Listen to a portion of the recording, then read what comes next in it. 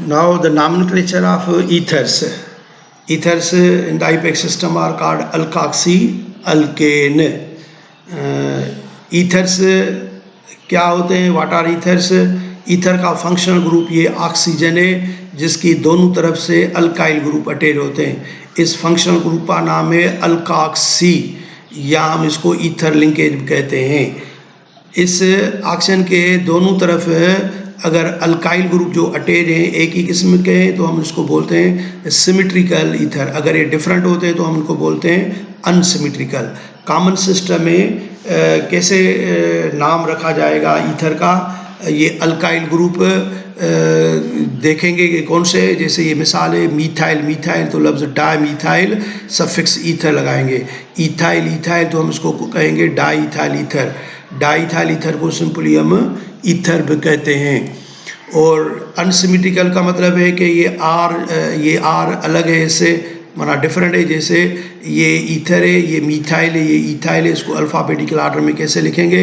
Ethyl, methyl, ether. और इसमें आए ये ईथाइल है, ये टर्शरी ब्यूटाइल है, तो नाम हो जाएगा ईथाइल टर्शरी ब्यूटाइल ईथर। और यहाँ पर ये मीथाइल है, ये नॉर्मल प्रोपाइल है, तो नाम हो जाएगा मीथाइल प्रोपाइल या नॉर्मल प्रोपाइल ईथर।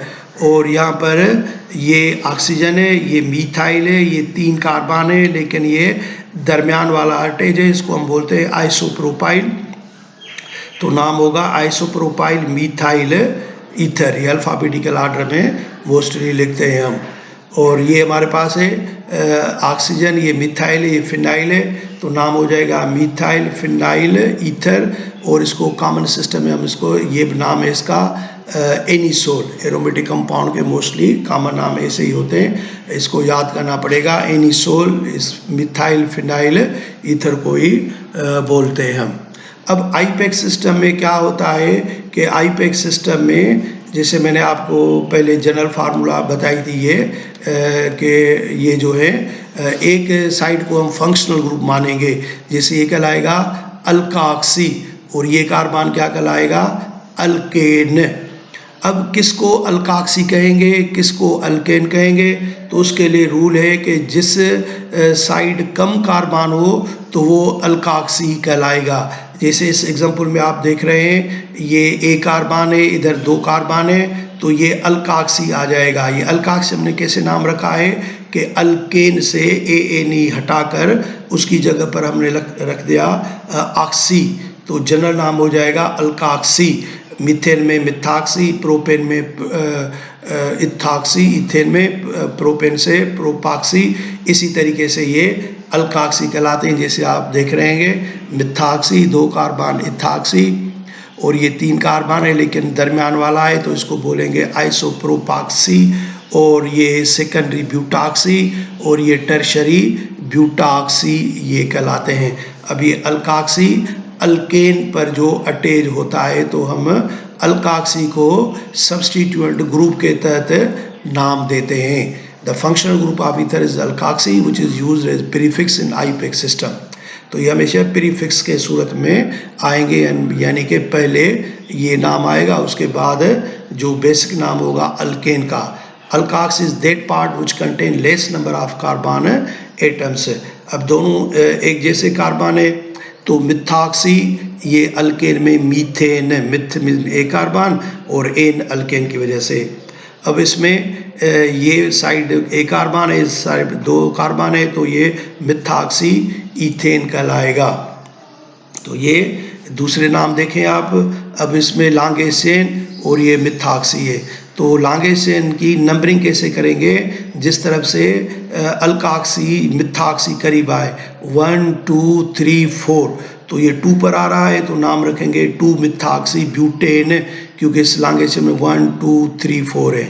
और इसको इस तरीके से लिखा हुआ है कि हमें ये इसी तरीके से सीधा करके अटैच क्या है कि आपको लगे कि ये अटैच ग्रुप फंक्शनल ग्रुप जो है वो सब्स्टिट्यूएंट ग्रुप में चला जाता है। बिल्कुल ऐसे ही है जैसे हेलो अल्केन, तो ये अल्काक्सी अल्केन कहलाएगा। अब आप देखें ये ऑक्सीजन है, तो ये अटैच ये माना फंक्शनल ग्रुप हो जाएगा। अब 2 कार्बन, इसको आप क्या कहोगे? इथोऑक्सी। अब ये इथोऑक्सी इस अल्केन के साथ है, इस अल्केन की नंबरिंग किस तरफ से करेंगे, जिस तरफ से ये इथोऑक्सी करीब आए। तो 1 2 3 4 5 लॉन्गेस्ट चेन ये बड़ी है, 1 2 3 4 इधर 4 जाते 4 होते हैं, तो ये लॉन्गेस्ट चेन ये कंसीडर की जाएगी जो बड़ी होगी। 1 2 3 4 5 तो ये पेंटेन हो गया, लेकिन इस पेंटेन के साथ ये बार ग्रुप निकल गया, ये मीथाइल ग्रुप है जो अटेल ग्रुप कहलाता है। तो अब हम कैसे नाम देंगे, ये इथाक्सी नंबर 1 पर है, तो 1 इथाक्सी। मीथाइल कहाँ पर आ गया, मीथाइल आ गया 1 2 3 पर, 3 मीथाइल, और पेरेंट नाम क्या होगा, पेंटेन। इसी तरीके से अब आप देख रहे हैं कि ये जो फंक्शनल ग्रुप ये है, ये कौन सा फंक्शनल ग्रुप है, ये आइसोप्रोपाक्सी है। क्या है ये, आइसोप्रोपाक्सी। अब इस आइसोप्रोपाक्सी इस लॉन्गेस्ट चेन में, लेकिन इसमें दूसरा फंक्शनल ग्रुप है, और ये क्या है, ये आइसोप्रोपाक्सी है। तो अब हम इसको कहेंगे डाई आइसोप्रोपाक्सी।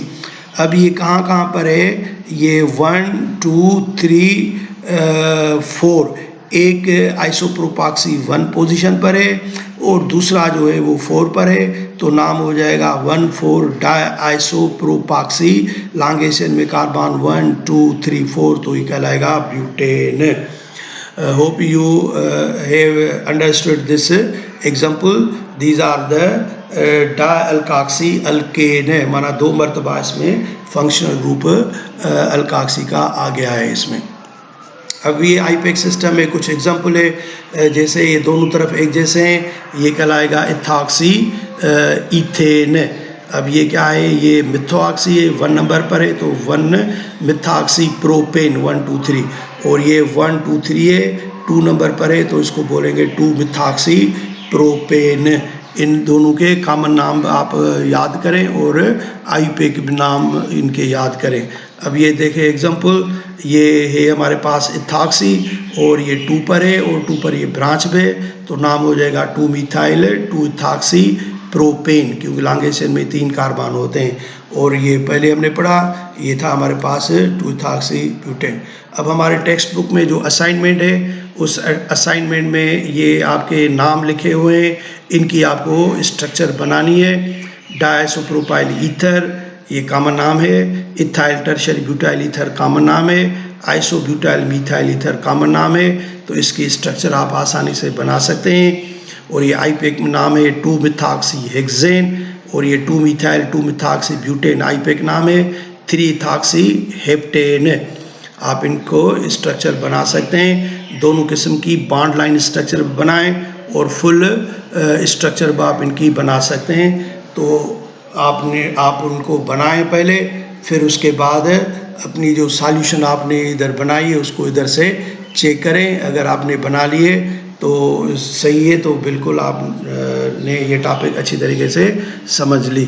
अगर गलतियाँ कर रहे हैं इस असाइनमेंट में, तो दोबारा ये लेक्चर सुनकर आप इसको अच्छी तरीके से फिर समझ सकते हैं। तो ये था डायसोप्रोपाइल ईथर, ये आइसोप्रोपाइल, ये इधर ये कॉमन नाम है इसका, और इसका आईपेक जो नाम होगा वो क्या होगा, ये आइसोप्रोपाक्सी 2 आइसोप्रोपाक्सी प्रोपेन कहलाएगा। इथाइल टर्शियरी ब्यूटाइल ईथर, तो ये ईथर है, इधर इथल है, और ये टर्शियरी ब्यूटाइल ईथर है। इसका आईपेक नाम क्या होगा, ये इथोऑक्सी 1 2 3 पर है, तो 2 पर मीथाइल पे, तो लिखेंगे 2 मिथाइल 2 इथॉक्सी प्रोपेन। और ये आइसोब्यूटाइल मीथाइल ईथर है, आइसोब्यूटाइल है ये हमारे पास, ये 1 2 3 एक ये ब्रांच है, तो ये आइसोब्यूटाइल कहलाता है, और ये मीथाइल ईथर। और ये जो नाम है ये ऑक्सीजन है, इधर मिथाइल है, और ये 1 2 3 4 5 6 हेक्सेन है, तो इसका आईपेक नाम ही होगा 1 2 पर है, 2 मिथॉक्सी हेक्सेन ये कहलाएगा। और ये बॉन्ड लाइन इसकी स्ट्रक्चर है कुछ 2 मिथाइल 2 मिथॉक्सी ब्यूटेन है, और ये हमारे पास ये बॉन्ड लाइन स्ट्रक्चर है 3 इथॉक्सी, ये 1 2 3 पर है, 3 ethoxy heptane, longest chain heptane की इधर है, और यहाँ पर है इथोऑक्सी है, ये 1 2 3 4 5 6 7 पर ये स्ट्रक्चर है जो फुल लिखी हुई है, ये बॉन्ड लाइन स्ट्रक्चर है। तो ये आपको बॉन्ड लाइन स्ट्रक्चर पे बनानी आनी चाहिए।